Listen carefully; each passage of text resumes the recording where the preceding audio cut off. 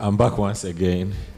Unfortunately, I had to step in for my learned senior, Dr. Ajimai Budu, who was supposed to be here, but for some circumstances couldn't make it. So, we are discussing the theme on who owns the dead body. And we all know over the past years, you've had instances where there are publications in the news about injunctions on certain funerals, some including very prominent people in our cultural settings. And it has even occasioned the publication, or let me say the enactment of a practice guideline by the Chief Justice on dealing with some of these issues. And so it has become a topical issue which warrants such a discussion. So we have all these insightful legal minds here to discuss this theme with us. And so we don't have so much time. We'll just go into the issues that we may have. And I'll start with my very own learned senior from Ekufodo Prempe and Co.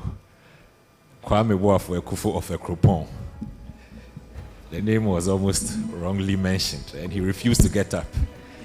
Senior, this has become a topical issue, and in your estimation, does our legal framework make enough room to address the issue of who owns the dead body, whether from our customary law and then our legislative intervention?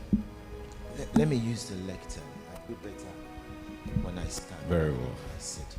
I thank you for the question. Now, for me, this dispute is one that has come about from persons whom I describe as the Ghanaian intelligentsia. The issue of where a person should be buried never arises in the villages when somebody dies there. It's for those of us who have become educated, who think that every cultural custom of the African, which is not in tandem with Western Europe, is not posh enough and is therefore crude and unenlightening. And that's why the dispute has arisen. Those who live in Europe do not ape the practices of the African. And therefore, there's no dispute as to who determines where a person should be buried when a person passes away in England. In 1984, when the PNEC Law 111 was passed, it was quite an intrusive insertion into customary practice, but for very good measure. But we have never legislated grounds as to who should determine the burial place of a person with that certainty.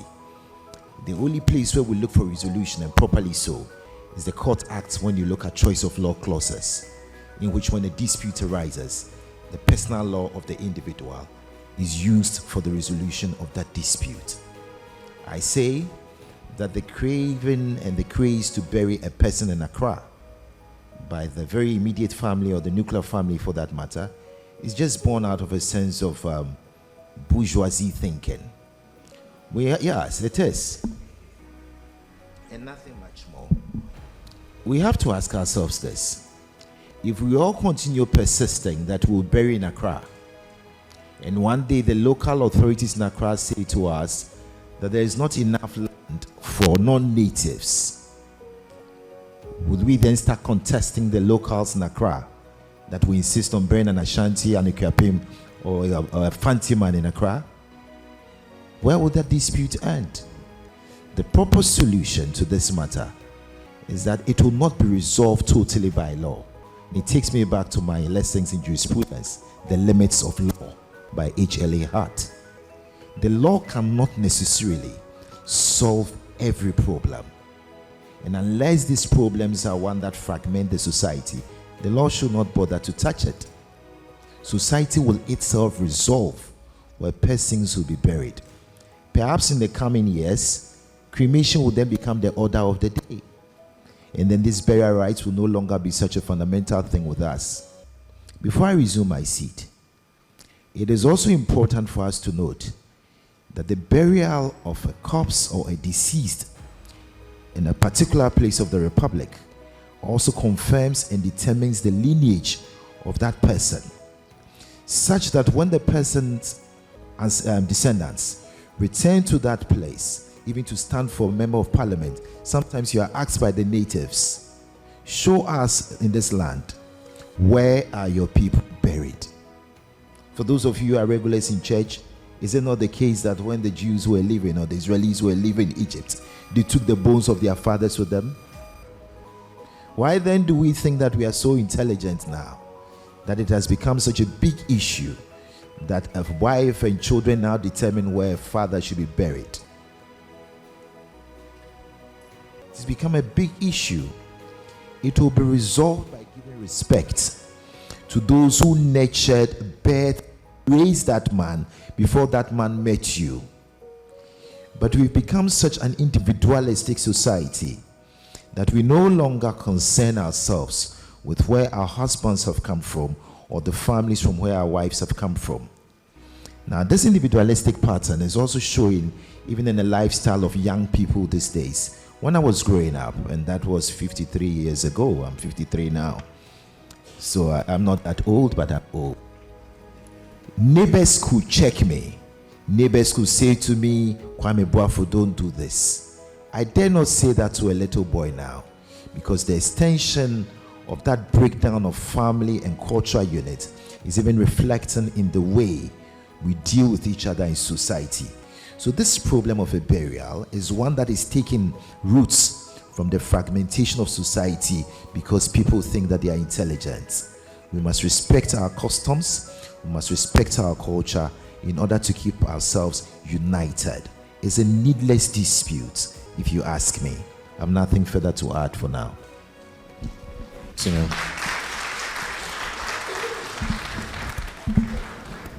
Rev, once you have the mic, let me come to you.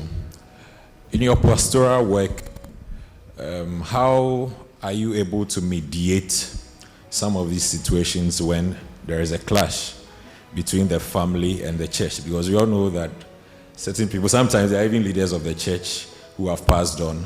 The family has their own wishes, and the church would also want to bury them in accordance with your religious belief. How do you mediate some of these challenges? Thank you very much. The church, the Christian church does not own the body. The question as to the ownership of the dead body is a question of law. And the Christian church is an institution within the state. The Christian Bible enjoins Christian church to submit to the governing authorities. And the governing authorities are governed by rules, the laws of the state. So by implication, generally, the Christian church is under the law of the state. And therefore, if the body does not belong to the church, by law, it belongs to the customary family. If there's a clash, as a pastor of a church, that clash is so because of underpinning belief or philosophy of the status of the dead. To the traditional African, if the soul departs the body, there's still rituals to be done to, as it were, facilitate the transition. What is the belief of the Christian that is making the Christian clash with the traditional family? The Christian believes that the soul has departed, and the New Testament scripture says that once you depart, you go to be with the Lord. Whatever happens to the body, the church takes it, as it were, to do ceremony, to pacify, and to give a closure to the bereaved, the church member or the Christian. So what I would do, what the church basically does, is to cooperate with the family, cooperation. And interestingly, many of the elders of the church are also elders of the family. So the cooperation is there. You just facilitate for a peaceful transition. This is what I would say for now. All right, thank you very much for that brief response to the question. And I think at this point we're taking opening remarks more or less from all our various panelists, and then we'll delve into the conversation proper. Since we've had two men speak, we'll go to the only female on the panel, and then subsequently I think there's Burma Yakodia is online, his lordship, so we'll probably take him also. My lecturer, my family law lecturer, what do you make of the topic in general, before we delve into your area of expertise, talking about the fight, the controversies relating to the dead, the deceased? What are your initial thoughts of, and we've seen it, you've been doing family law for quite a number of years. We've seen this controversy back and forth. The extended family want to assert their traditional customary authority in terms of the body belonging to them, because there's been a long line of cases that have decided that the body belongs to the family, especially within the context of some ethnic groups.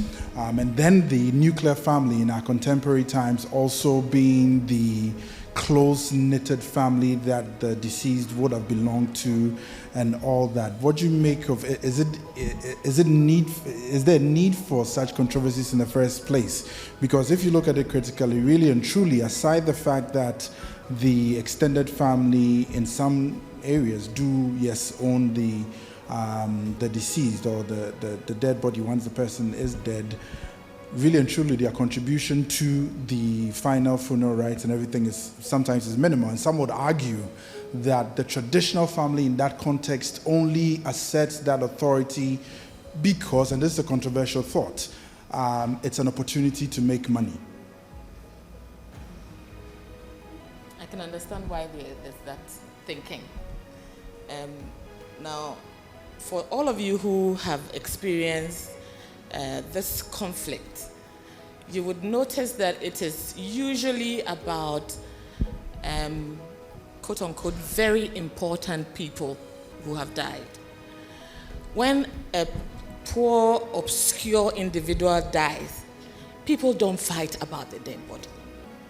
There's absolutely nothing about it. You don't usually hear that a poor person has died and the families are fighting over the dead body. You don't usually hear. It is usually when the person was a prominent person, somebody, as we will say in local parlance, wabobra, somebody who has acquired property, somebody who has a certain pedigree in society. That's when you find that they are fighting over the person's body. And it is also true that with such funeral or burial of such a very prominent person, you should find that the funeral, of course, will have a lot of money coming in. And it's very important how these monies are controlled, because whoever organizes the funeral then gets to have access to the money. So I do understand. But we should also not get it twisted. The law is clear, at least as we speak today, that the body belongs to the family. There is a call, and I think, and from my point of view, I think that call is legitimate. The call for a recognition of the role, or some role for the nuclear family when it comes to the decision about the body, burial, and funeral rites. But that call but at least for now, the law is clear that the body belongs to the extended family. Yeah. Okay. I don't know if His Lordship can hear us and if he could be brought into the conversation. The technical people, can you help us with that? We wanted to find. Okay. My Lord, are you there? Can you hear us? I can hear you. Wonderful. Thank you for joining the panel. My first question to you will be for you to tell us what the difference is between succession and inheritance, and why it matters for custody of the deceased.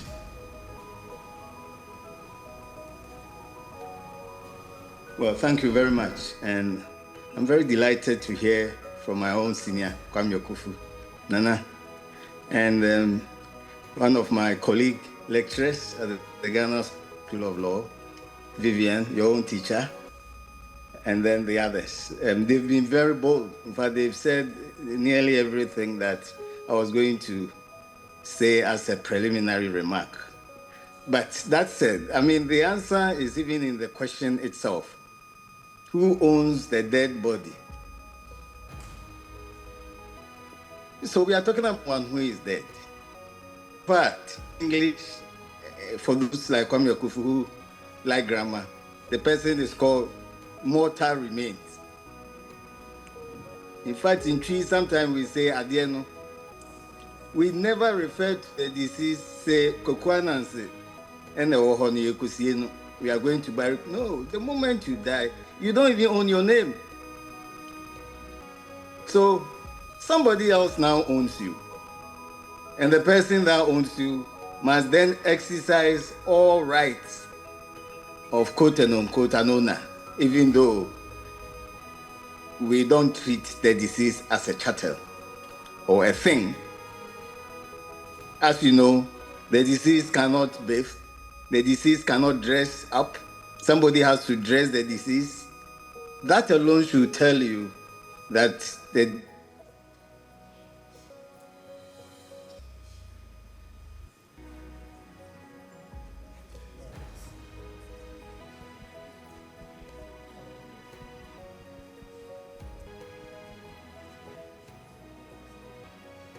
Can you hear me now?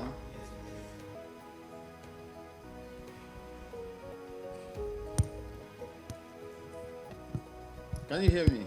Yes, we can hear you. We can hear you, yes. Fantastic. So I think sometimes we confuse the two words, or the lawyers say terms, succession and inheritance. In my view, inheritance relates to property and how it may be shared upon the death of a person. In fact, Article 36(7) chooses the word inheritance and not succession. Succession is more about positions in the family. So when we say there is matrilineal system, then people say, oh, for those who believe in matrilineal system, when their father dies, the children have no interest in his property. That is not the case.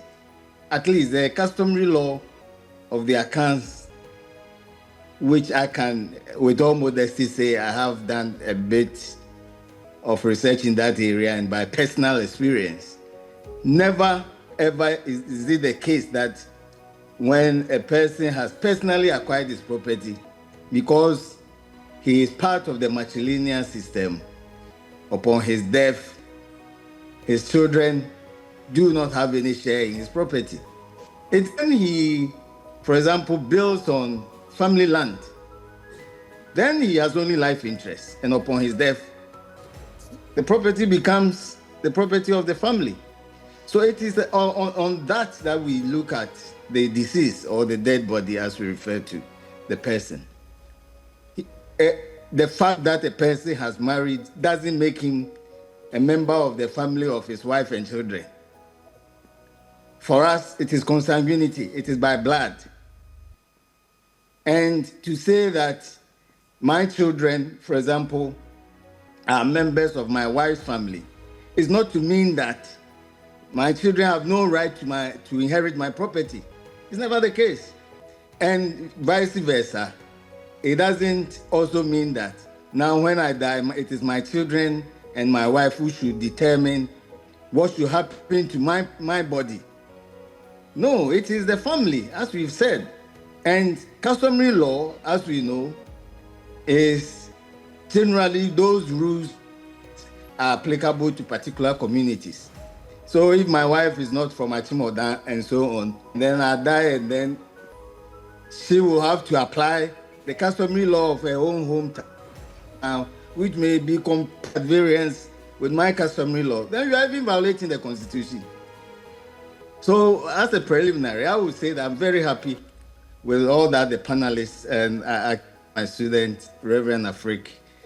I'm very delighted to see him and the bold statement he has made in relation to how the church sees and must see that customary law prevails over some of these adulterated principles that they want to push on us. I thank you. All right. Thank you, Nana. Sheikh Ibad, we'll come to you now. We've heard from Reverend. We've heard from Nana talking about Customary. We've heard from Kwame Akufu and Miss Vivian Lamte. Yes.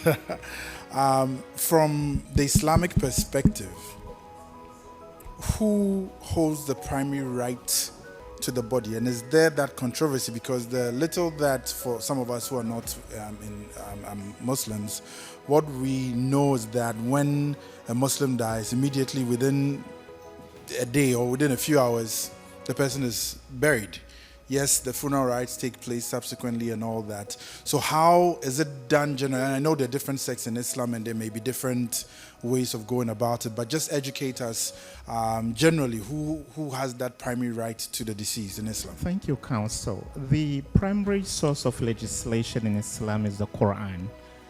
And the Quran shares a lot of similarities with scriptures that came before it, like the Torah and the Gospel. So for us, just as Reverend indicated, the focus is on the soul and where it goes. So this human body is viewed by Islam as just a spent canister, and therefore it shouldn't be commercialized. Death shouldn't be a form of entertainment, just as it has become now. People are even ready to outsource funerals to people just because they want to make profits.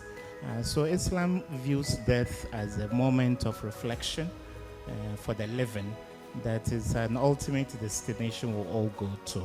So we don't keep our dead bodies at all, and in most cases we don't dispute over them. And thankfully, many health facilities in the Republic of Ghana understand this. So they don't take our bodies or our corpses to the morgue. So as soon as they know we are Muslims, in fact, in some cases, Counsel, when somebody dies at 6 a.m. and is clinically proven dead, by 10 a.m. he's in his grave. That is how... No post-mortem, nothing? He's clinically, no post-mortem, we don't do that. So even if there's foul play? No, usually we say, Inna lillahi wa inna ilayhi raji'un. It is from God we came and to God we shall all return. So I think Counsel mentioned status. There is a picture I shared with the production. I wish they would project the picture.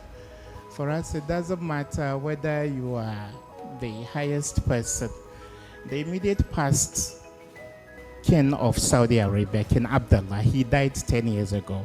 Saudi Arabia's GDP last year was over $1.2 trillion. This was his final resting place. Nothing elaborate. He came from the earth, and when he died, he was put back into the earth. And there is also Burj Khalifa in Dubai. It's a very popular, the Emirati ruler who financed it, it was named after him. So in Arabic, people were sharing this. Burj means tower. So Burj Khalifa, the Tower of Khalifa, Kabro Khalifa, the grave of Khalifa. So the ruler who financed this was his final destination. You couldn't find some place there for him? Yes. So for us, that is how simple it is. And so therefore, in many cases, we don't have such disputes. Where there are complications, counsel stem from the fact that a Muslim man can marry a devout Christian woman and can marry a devout Jewish woman. So I'm a Muslim, then I meet Priscilla, for example. She's a church-going Christian. Then we get married and she dies before me. It's a little bit of complication. Because if you are a devout, you know she was a practicing Christian, the church should bury her. The church and the family should bury her. But those who convert to Islam, maybe the person started off as Nana Kwame Ekufu, for example, counsel. Then at some point in your life, you become a Christian. When you die, the Muslims want to bury you in 3 or 4 hours. But your family members will say, no, there is more to it. So that is only the point where there is a bit of contestation. But apart from that, who owns the dead body? It's not a big problem within the Muslim Community Council. Thank you very much, Sheikh, for that introductory comment. Okay. I just have a quick announcement. There's a car that is blocking someone else. So if you, the owner of car number GS 229422, GS 229422, and I asked them to find out the car because people don't know their car numbers anyway, and they said it's a black V8, so an SUV, probably a Toyota Land Cruiser, GS 229422. If that is your car, please help us, assist us. Senior Kwame Akufo, I'll come to you at this point. I heard your preliminary remarks, and one thing that struck me was I think it was towards the end of your comments where you talked about the fact that it's in some places when you want to go and stand as an MP or you want to go run for public office, they even ask you, show us where you claim you hail from this place, so show us where your people are or their remains are, which can be a big deal, especially when you come from some parts of the country. It could be a deal breaker for you. So just to dwell on that a little bit, but move it into the issue of mixed lineage, where there's patrilineal and matrilineal. You know, it's possible that someone can belong to the father's people and belong to the mother's people at the same time. So in situations where you are the offspring of parents whose families both can claim you, what happens when such a person passes away? Is it the patrilineal family that will then say, I own or we own the body? Because I know for the Gadambe, for instance, they assert ownership of the dead, regardless of who you're married to. I just learned that if you were married to an Adam man, for instance, and you have offsprings and the person passes away or the offspring passes away, the family of the Adam family can actually claim ownership of the child. You belong to the father. I don't know whether that's right or wrong, but educate us on that. Where there's the issue of mixed lineage, patrilineal, matrilineal, both claiming ownership of the deceased, what happens? How is it resolved in law? Thank you for the question. These disputes have also arisen because with migration, we now marry across borders. Initially, the Kiapin people will marry in a Kropong or move to marry gas. So you see that union. But subsequent to migration and transportation in the Republic, people will marry from this patrilineal and matrilineal connection, which leads to the disputes. Once again, the courts will have to be called upon to resolve this, because where there are entrenched views with respect to the patrilineal side not giving way and the matrilineal side not backing down, it will have to be a question of which the personal law was the deceased much more associated with, and then it boils down to that question of distillation of fact, and then the law becomes applicable. But it is not an experience which is enjoyable, because at the end of the day, if the courts have to pronounce on where you have to be buried, then there's no unity in the family even after the burial. We leave our homes and we marry people, we marry into cultural systems. And these are things that for now, considering the way the system is going, perhaps when we are alive, we may have to reach some kind of conclusions or resolutions with family members before we pass away. There are instances where a person who is of Ashanti stock will meet with family members and say, I've lived in Accra all my life. I want a cultural dispensation to be buried in Accra because I want my children to visit my grave frequently. I will advise that to make it easier for all of us in society, those of us who have this patrilineal and matrilineal lineages should have a living will, so to speak, as to where they want to be buried before they go away. It's a practical solution, it's commonsensical and useful. I have nothing further to add. Thank you. Straight to the point, straightforward. Reverend Afrique, I'll come to you just to follow up on where Senior Akufu ended. How, in a situation where there's a conflict of that nature, where the deceased also is a Christian, for instance, but there's all this dispute, and nowadays the church plays a critical role when someone dies and the burial and all that.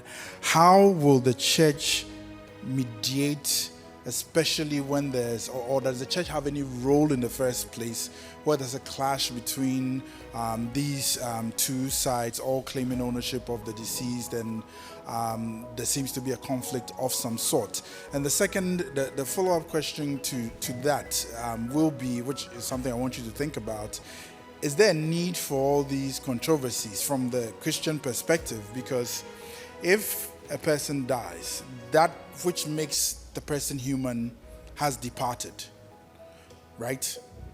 What is the point fighting over a dead body? Yes, so there are two views here. The view of the church and that of the family. Like I said earlier, the actions of persons are governed by their belief. The Christian essentially believes that once the soul departs the body, it goes to be with its maker. But the traditional African, once the soul departs, that is not the end. There ought to be some rituals, passage rites that should facilitate the transition to the ancestral world. And so when there's a conflict between the church and then the family, and here you are talking about two families, clashing against each other, the church's position must and has always been to seek cooperation, facilitate peace. And so we have to find out what is causing the conflict and be able to speak to it. But eventually, mediation will have to step in, and if the person involved is a Christian and is a church person, like I said, in most cases, the elders of the community are also church elders. And so it helps to, as it were, mitigate the tension and also eventually find a biblical way and a customary way to dispense of the issue. What about the fight? Is it necessary? Like that whole back and forth, fighting over a dead body? It is not. And like I said, once the church comes in, it presupposes, in fact, the person, the deceased, is a church person. Mm-hmm. The children, the family must also have been church people. And so we really don't have such pronounced, conflict. It comes once in a while. Mm-hmm. But at the end of the day, the church's position is to facilitate peace, mitigate the tension and let peace prevail. All right. Ms. Lamte, I'll come to you again. When Senior Kwame Akufu was speaking, he ended on the point of that you need to have a living will of some sort, especially where you want to be buried in a particular place, or you want your wishes to be given effect to once you are no more. The question, I have two questions for you. The first one is just a follow-up from that, and then I'll come to your own question. From the family law perspective, knowing what we know, that the family ultimately owns the deceased, can the family ignore that your wish or your will that you should be taken to a particular place or you should be buried somewhere? Or can the family ignore it first and foremost? The family can, because the position is that they own the body. And that's the position of the law. It's the position of customary law, which has found its way into judicial pronouncement. It is the law. And so even when you make a will, and typically in Ghana, a will is read even after the burial of the deceased person. But if you have some funeral directions that you may want to put together, you may want to engage, and that's what he was probably talking about. You want to engage maybe some of those people that are key to the family, all right? Key members of the family who can take that decision. People who might want to respect your last wishes because you wrote them, or because they are afraid that you'll come back to haunt them as ghosts. All right? So yes, that's what it is. But even there, the family can still put it aside, put your wishes aside, because it is not what conforms to what they actually want to do. So the family owns the dead body. They have the right to dictate how the burial should go, how the funeral should be organized. But again, whilst you're alive, you can negotiate with them and expect or hope that they will respect your last wishes. But if they want to actually go ignore it, they can, and they are fortified under the law. Interesting. So I'm not done with you, Ms. Lamte. So your own substantive question: how do we protect the rights of widows or spouses generally, as opposed to the family or the pressure from the family? And we know that there are instances where there could be abuse of some sort and neglect and all that. So in all this, these discussions that we're having, how are the spouses, the living spouses, widowers, how are they protected within this legal regime? All right, so I think we should distinguish between the rights of widows and perhaps a recognition of their roles in the decision making when it comes to the burial and funeral of a deceased spouse. All right, I think we should distinguish that from what maybe a right to property or a right to inheritance or a portion of the estate of the deceased person. We should distinguish that one. The protection for me, and I think going forward, this should be the discussion that we should be looking at. How do we project, if you like, the voice of the widow, all right, in the determination of how the deceased spouse should be buried? Because here's the thing, and we say this every time, that when a person marries under custom, in fact, for us customary law people, you see that they say when a man marries a woman under custom, the woman becomes part of the man's family. And yet, we are very quick to make that distinction when there's a death, that you don't belong to, you actually just came to marry, that you don't actually belong to the family. But here's what I think.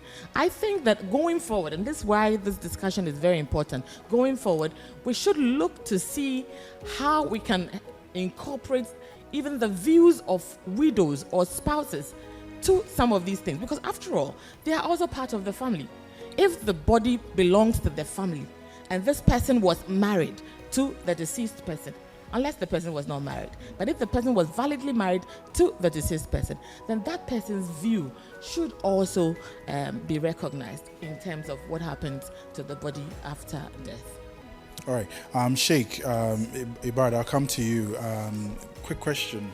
How do you, and it's a follow-up from what you said earlier on, the urgency for burial and there being no need for an elaborate celebration of any sort.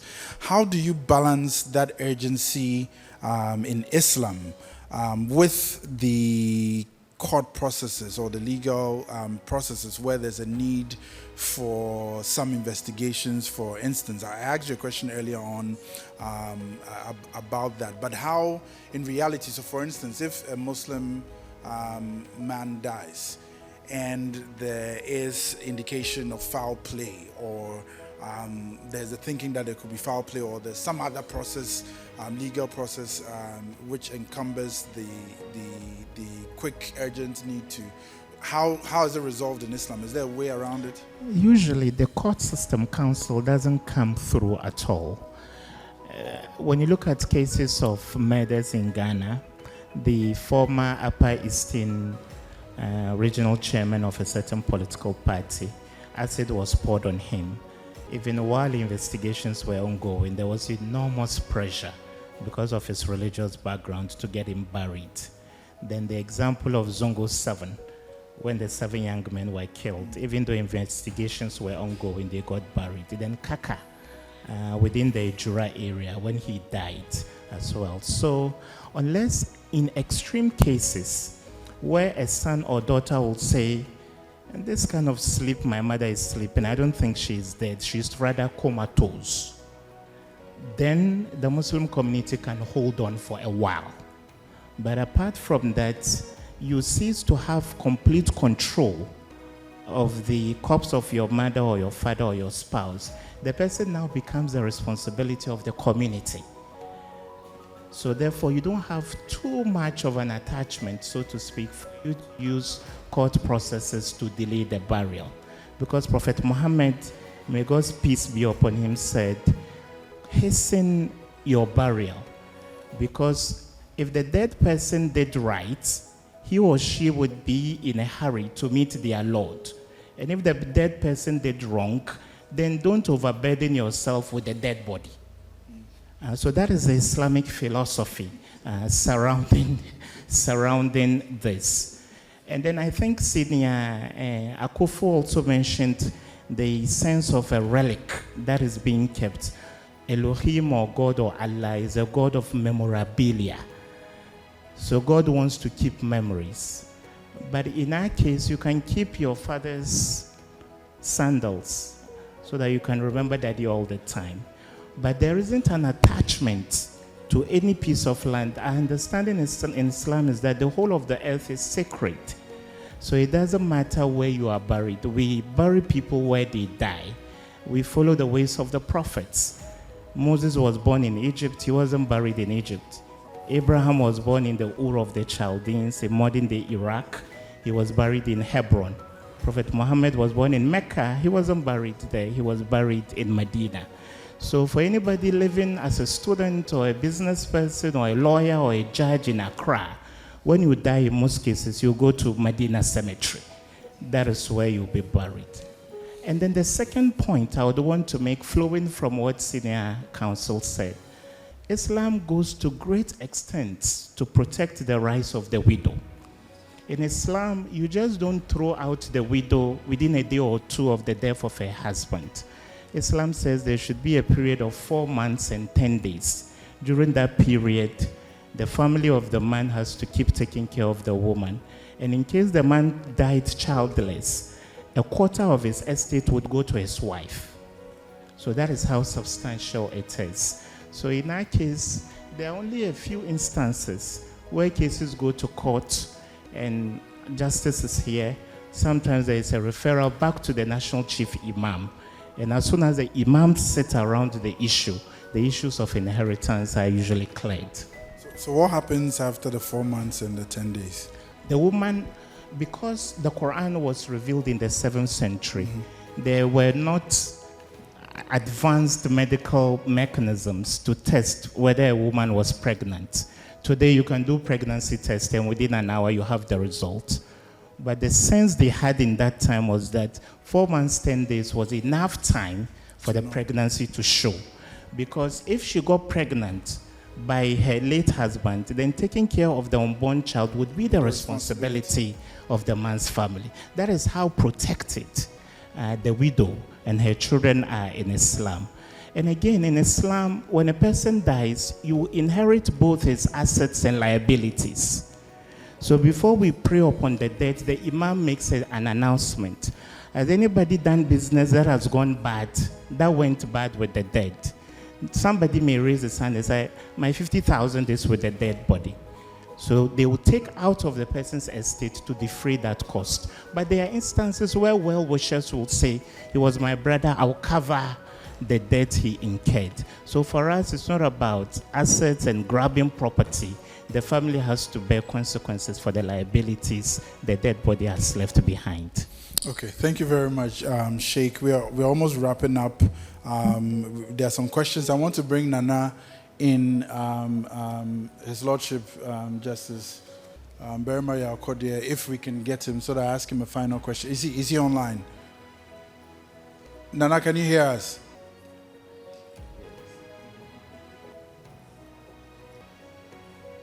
I think you're muted. The sound is off. We can...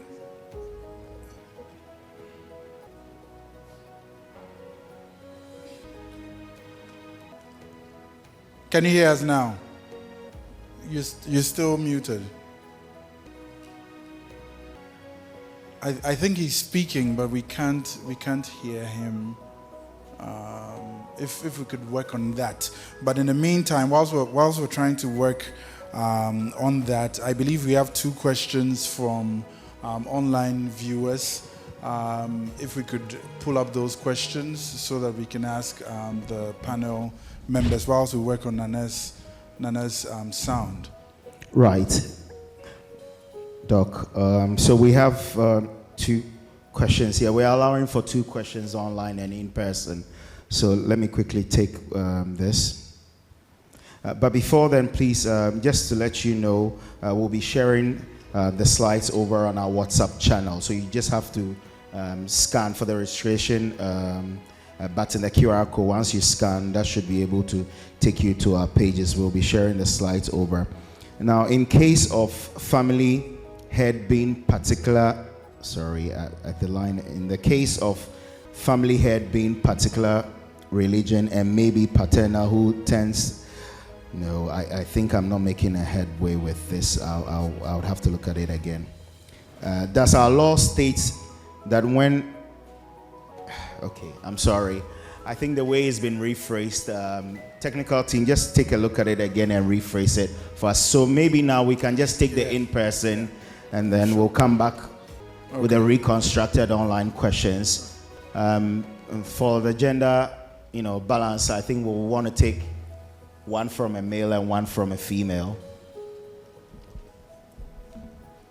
Any questions on this session?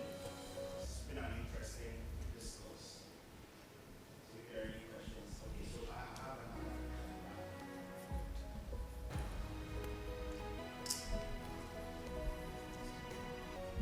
another. Yeah, sorry. So, on the question of...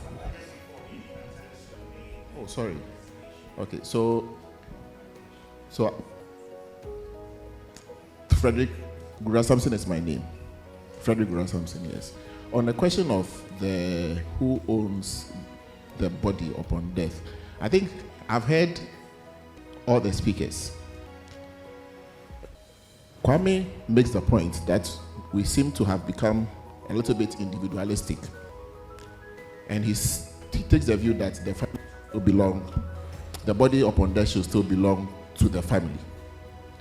Realizing that we are in a system where our families hardly play a role in the life of the modern generation citizens.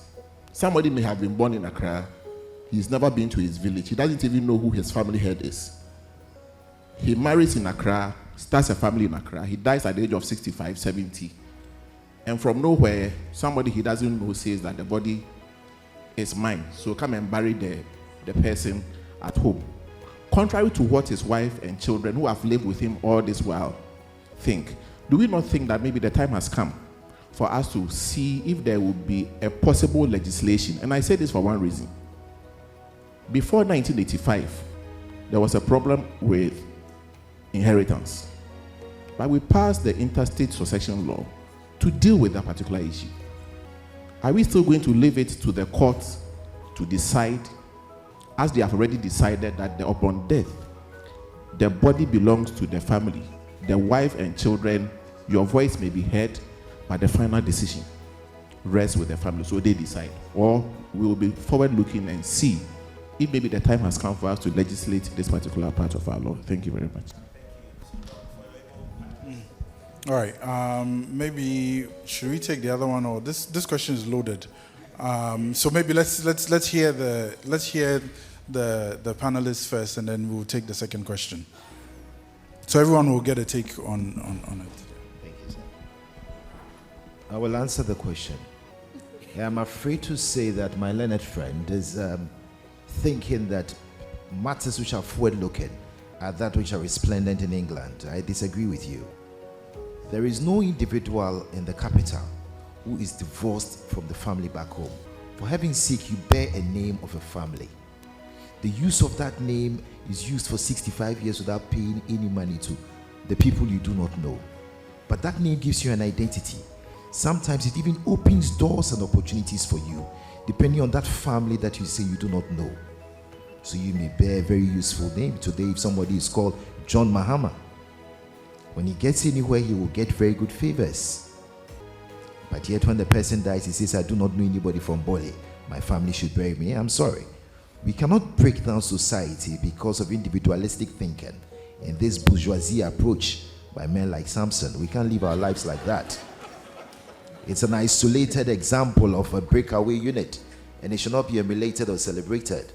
So I have to disagree with him. Hopefully the rest of the nation does not find his condemned cry with his privileged thinking to be the unison cry. As a country, we are much more committed to the customary foundations of the Republic. When you are born, you go through the purification rites and the name-giving ceremony. Nobody complains about that name-giving ceremony. And yet when death comes, people say we are individualistic.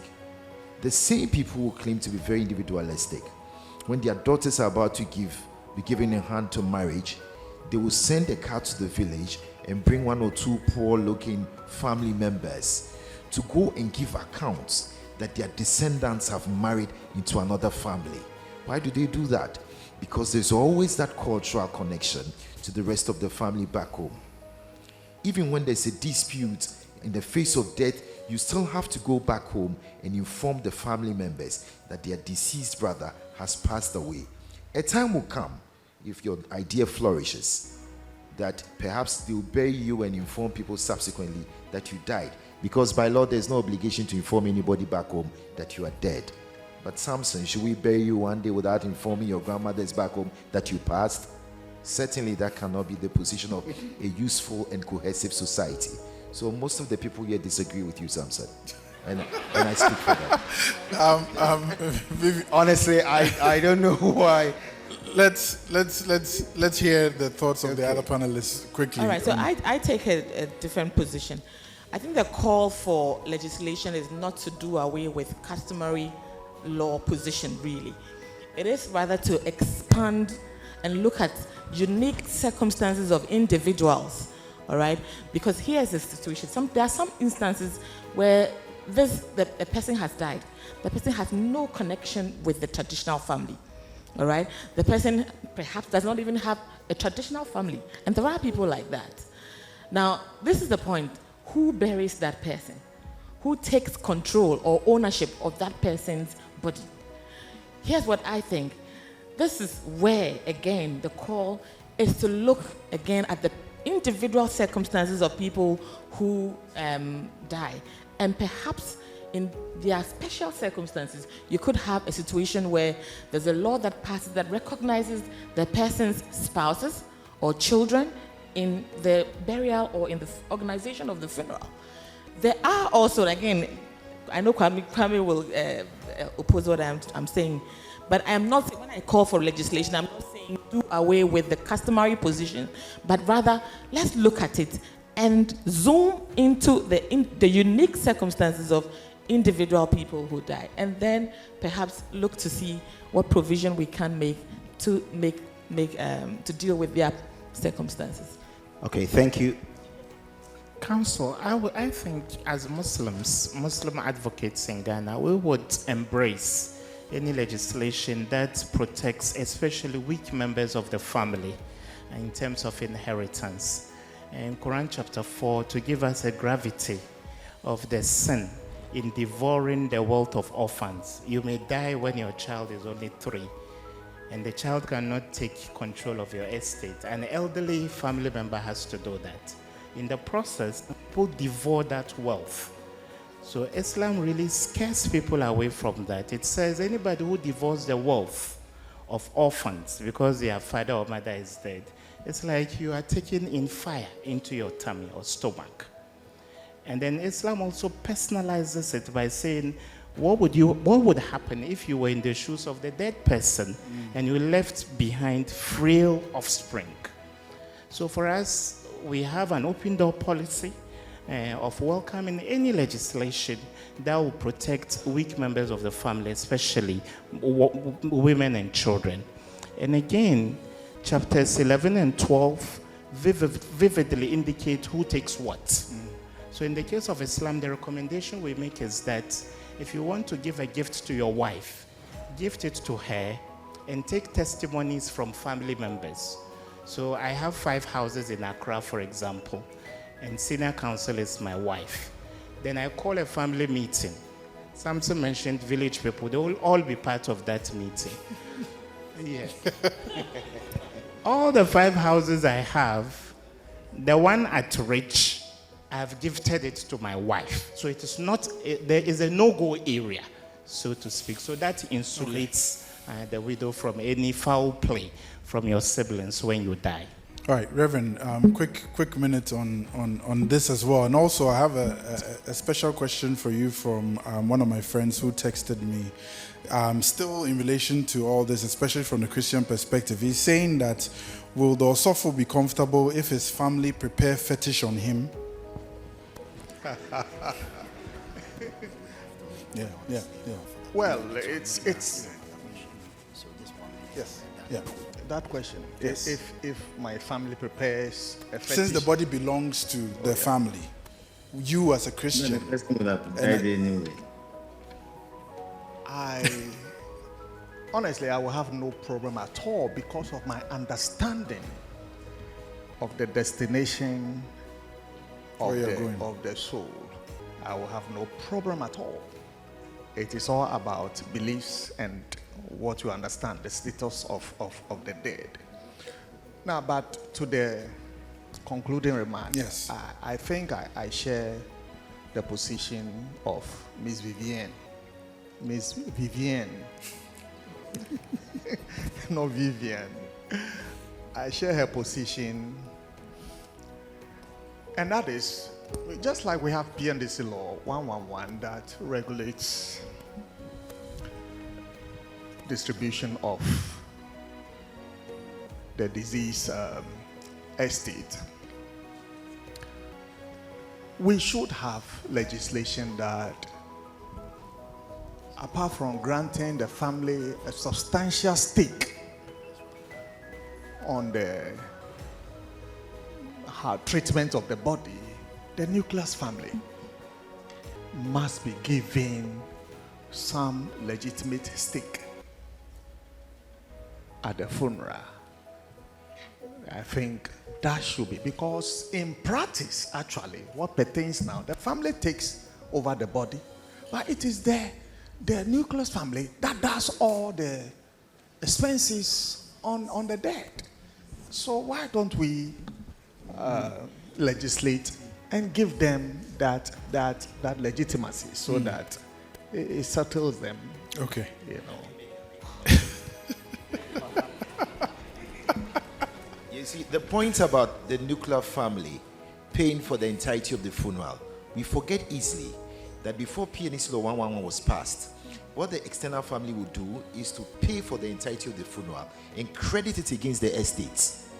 So you now have a situation where you pay for your father's funeral according to your means, you allow them to bury it, and you are free from any further tentacles that they may pose.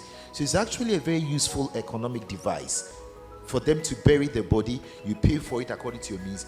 Otherwise, in the past, families were overburdened with inflated funeral budgets, which was then put against the estate. So the estate was dissipated on the basis of very fanciful budget estimates brought by Ebusia Penins, which you couldn't see. Now, if your father dies, you are paying for it, so you pay for it within your means. And it's not coming from, you're not going to do it in such a way that you have to sell the family home. So if you're going to bury your father with 30,000 cedis, you do so. But if you allow people, you want to have a situation where you are going to have the stake, it enables you to pay for it, and then the family is gone forever. I mean, he calls them village people. The village people are gone All right. forever. Thank you very much, Senior Kufu. I think we'll give the last word. Our time is gone. We'll give the last word to His Lordship Berima Yakodia. If we can get him online, he's only spoken once, so it's only right we give him the last word on this. My Lord, can you hear us? Yes, I can. Can you hear me? Yes, we can hear you loud and clear. The final word to you on the discussions. Well, a quick one. I just want to say that this is a very useful program. Very happy that our friend Nana Jumo, as I call him, has repeated it. I think he should continue to do that. And we should be more interested in it than perhaps we are doing now. But finally, I think we need to also emphasize the point that the families are usually not in any sort of conflict with the nuclear family. I mean, the point is, when your husband, for example, was alive, how did you treat the family members? When they leave the village to come to the Accra or Kumasi, where you live, did you treat them well? What relationship with them? And now your husband dies, and then you now want to be recognized. I think that whilst we are alive, we should be able to treat one another. Sometimes we think that, oh, look at the village people, as they are being referred to. They were the ones that bought gari and shito and sugar and gave the husband mattresses, and then gave your father little contribution to enable him go through school. Now he gives birth to you, and then you are saying that these village people, why should we even? Of course, it's a question he asks. I'm not addressing it, but it's a popular contention at the time that this poor old lady sold all her precious belongings to take care of your father. You were nowhere to be found, but he gives birth to you. You are just about 20 years, and now you are saying that the mother, that's your grandmother, who took care of your father and is being in a position to now give you a comfortable situation in life. These people should be discounted? No. So if we want a well-negotiated funeral, and the families are usually very accommodating, if we want that, let us show when the man is alive or the woman is alive, the spouse is alive. Let us show some love to these family members. And then and those that have done that, there has never been any problem with sharing, contribution, or how the body is buried. I mean, there are very accommodating family members who allow the wife and children and ask them, what can you do to help us just undertake this funeral arrangement peacefully and amicably? Usually there is conflict without sounding repetitive, when the nuclear family members have not respected the man's family members, when they have not given them due regard, and when they have not treated them as if they are people who should have any relationship with even their father, their husband, or their mother. So I think that's where the problem.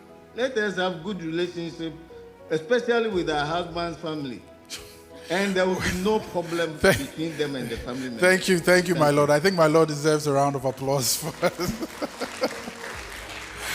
Thank you very much, ladies and gentlemen. This brings, I know there are lots of questions, but unfortunately we have to end here. The conversation can continue outside. Thank you very much, our distinguished panelists, Senior Kwame Kofu, Reverend Sheikh, Ms. Vivienne Lamte, for this wonderful discussion. And my apologies for coming in late.